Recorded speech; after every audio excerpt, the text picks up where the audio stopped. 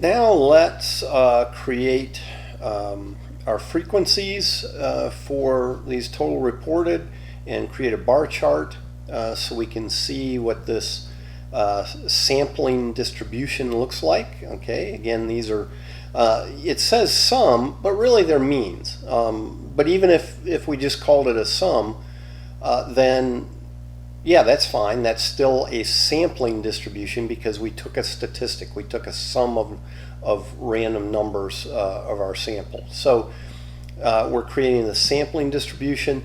Now I'm going to start here and enter bins because we always need our bins, and here frequency.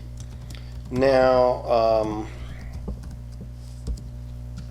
that doesn't really fit, so I'll widen this back out, but yeah, no big deal. I'm just barely losing that off the edge of the page, but I don't really care. I don't need it anymore.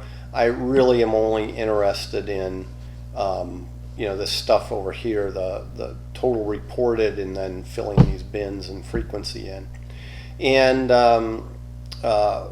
now bins, in this case, we need to think about what we could get. Now we probably won't, but what we could get.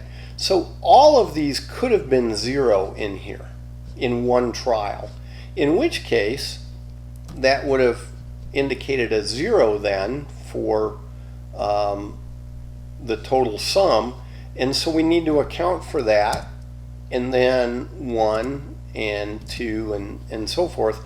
Now I'm going to drag that down and get this to go to, well, 33. That's as big as it possibly could get. I'm going to center those. Go up here and center these. Make it look a little nicer. Okay, now if you thought something seemed to be going on out here when I did this, yeah, every time I click, every time I do something that causes the spreadsheet to recalculate, yeah, this stuff will recalculate. And yours probably does the same thing. No big deal because we're just doing a random experiment anyway. So fine, you know, these can change. Then I need to do the frequency, which again, remember that is the frequency command, and I have to highlight everything here that I'm going to fill in, 0 to 33, and then start typing my equals frequency, open parenthesis, and again, the first thing is the data, so that starts here, and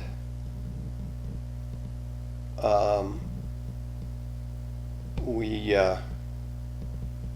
go all the way down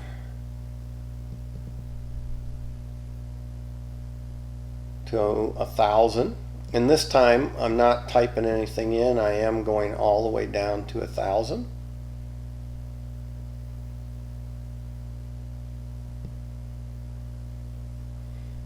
Takes a while.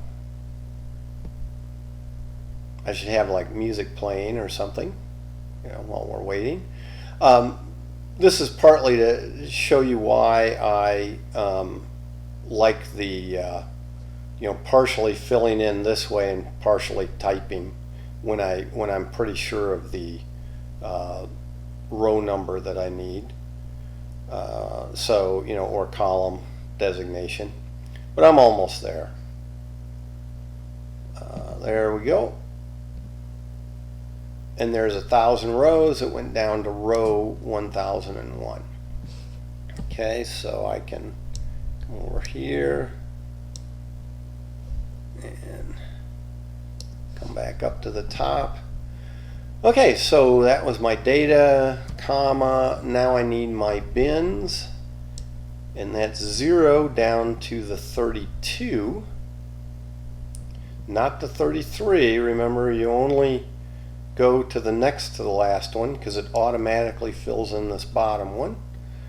And there I have that, and I'll do a closing parenthesis.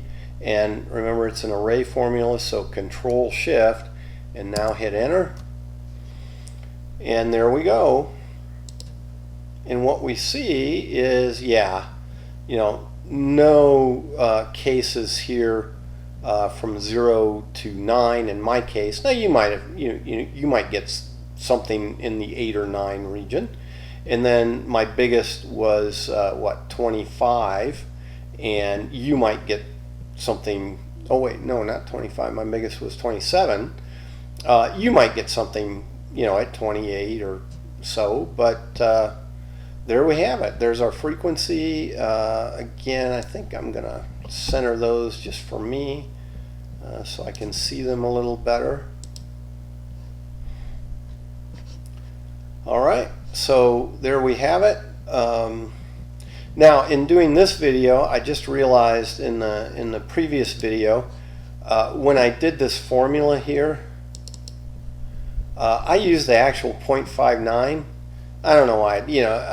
Well, I know why I did it, because I was just looking at the 0.59. I put it in, and that's fine. I mean, that's okay. And in this particular case, we're never going to change that 0.59, and so it doesn't really matter. But in some ways, well, because I hardwired, for instance, the 0.59 in here, I actually wrote 0.59. I didn't really need this up here.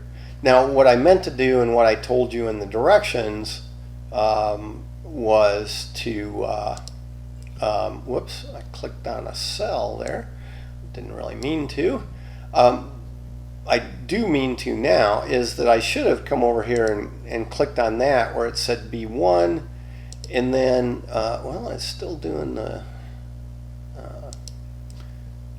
just the way it centers and so forth, it's giving me a problem here. But so what I'm trying to do is put a $ in front of the B, and a $ in front of the 1, and hit enter.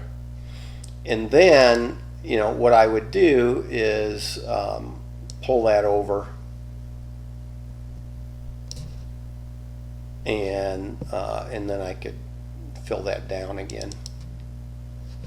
Okay, but if you have the 0.59 wired in because of watching my previous video, yeah, that's fine. I mean, the important thing is we needed to use 0.59 in every one of these 33,000 cases. Okay, and when we do that, we get results similar to this. And if I notice here, this time I got a 1 in the 30 location. That's pretty far out there. But every time I do it, I will get something different. Okay. So anyway, that gives us our bins with our frequencies, and then I'll worry about doing the bar chart and some things with that in another video. So we'll call that video done.